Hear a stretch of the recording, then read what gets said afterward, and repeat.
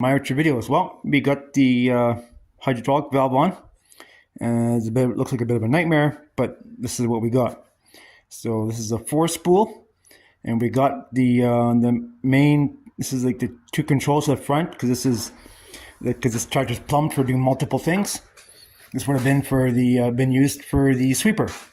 So the attachments are right there, over there. So that's for the grapple. That's for the sweeper, or vice versa, something like that. So the sweeper, we don't use it very much. We don't use it very often. So we have a short handle on it, and when we need it, we can just anchor this down somehow with just a bungee cord, and it'll go the direction we want, or forward, whatever, doesn't matter. So and these are made a certain way for me to use.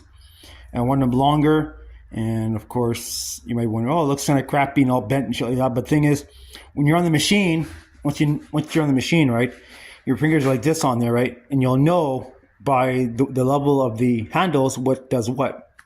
So you don't have to be looking at it, right? You'll kind of know what does what. So the first one here would be for the grapple, the thumb, right? This middle one would be for the roundhouse, for the rotator, and this one here will be fucking for the grapple itself. So basically, just be there with your fingers like that, know which one does what without even thinking about it. But that's the way I like to do things.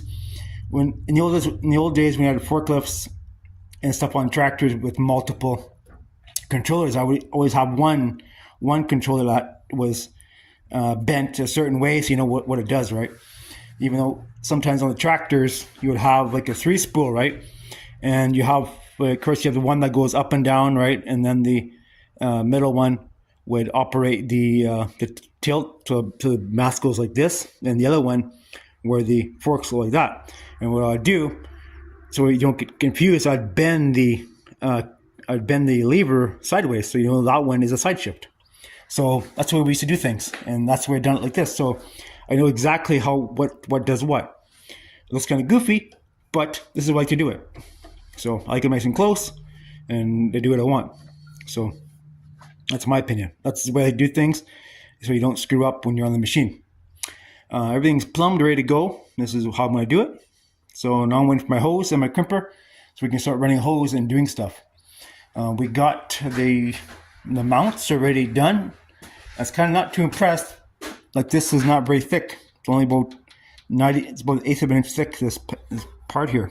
That'd be 1/4 inch, but no, it's only 1/8 of an inch, which is fine. I mean, this is 1/8 here. So anyways, this is both in there, and got my clamps for there and such. So we'll run 4 hoses on this side. You'll probably run. So we got this ready, plumbed, ready to go. So we'll run a hose on each side for the thumb, and the rest of the hoses will be to operate the whatever I have on the bottom. So the thing is, too, say when I don't have the the grapple on there, right, and I put the bucket on, right, like the tilt bucket, what I'll do is just take one of the levers off. It's easy enough to take one of the levers off and just have either a thumb, or take the thumb off, right, because I won't need it. Like, take the lever off the thumb and have this the lever for the bucket tilt, right? So, or whatever, or leave it and take one of them off because you don't need it. So, because I mean, you don't want oil splatting everywhere. So we can just put we have a block and just kind of block the line out. No big deal, right? So anyways, that's what we have. So we got, and we're using the original line, like the excavator lines and such, and we're waiting for a hose to plug in there. 3/8, that's all you need. Plenty of space there. Plenty of hose, plenty of pressure, and that's all we need. So anyways, short little update on that. Just waiting for stuff to come, and then we can get this thing all plumbed up and ready to go. It's going to take a while to get everything done, but that's the way it is. Besides, live in a small town, you have very little access to stuff. So here are the clamps we're using to clamp the lines on the boom. And the thing is, I priced out. Oh, this thing's going apart. That's a cheap thing. I priced out the proper hose clamps, like for the boom, like for excavator boom or backhoe, those big fancy blocks. And one damn block like $30. And I got this whole kit here of clamps for 25. So I do a lot of clamping here for what I have here. So, anyways, you just use 1/4-inch bolts, put on there your double line, and there you have it. And Bob is your uncle. So easy peasy. That's why I like it. Anyways, there you have it. So you never know. You just use your brain a little bit, and you figure, oh, okay, well, that'll work just fine. So, all right, guys, thanks for watching my video.